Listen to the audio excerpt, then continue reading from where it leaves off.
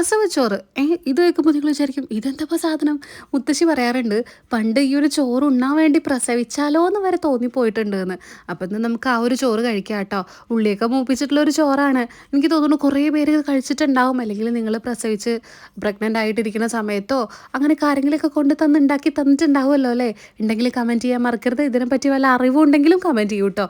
ആദ്യം ഒരു കടായി വെക്കുക. സ്റ്റെയിൻലെസ് സ്റ്റീലിൻ്റെ കേട്ടോ ഞാൻ കടായി എടുത്തിട്ടുള്ളത്. അതിലേക്ക് ഇത്തിരി നെയ്യ് ഒഴിക്കുക. ഇനി വെളുത്തുള്ളിയും ഇഞ്ചി നന്നായിട്ട് മൂപ്പിക്കുക. അതിനുശേഷം കുഞ്ഞുള്ളിയില്ലേ, നമ്മൾ ചെറിയുള്ളി നന്നായിട്ട് കുഞ്ഞു കുഞ്ഞായിട്ട് അരിഞ്ഞതും കൂടെ ഇതിലേക്ക് ചേർത്ത് കൊടുക്കുക. ഇനി മഞ്ഞപ്പൊടിയും മുളക് പൊടിയും ആവശ്യത്തിനുള്ള ഉപ്പും കൂടെ ചേർത്തിട്ട് ഇത് നന്നായിട്ടൊന്ന് മൂപ്പിച്ചെടുക്കുക. സംഭവം ഇതൊരു ബിരിയാണിയുടെ ടേസ്റ്റൊക്കെയാണ് എനിക്ക് വന്നിട്ടുണ്ടായിരുന്നത്.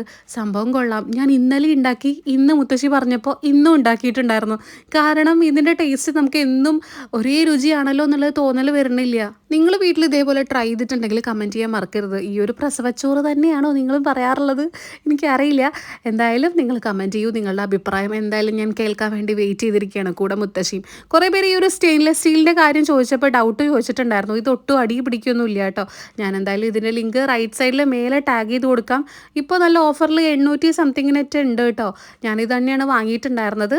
അപ്പോൾ ഓക്കെ, ബായ്. വീഡിയോ ഇഷ്ടമായാൽ ലൈക്ക് ചെയ്യാൻ മറക്കരുതേ. ബായ്.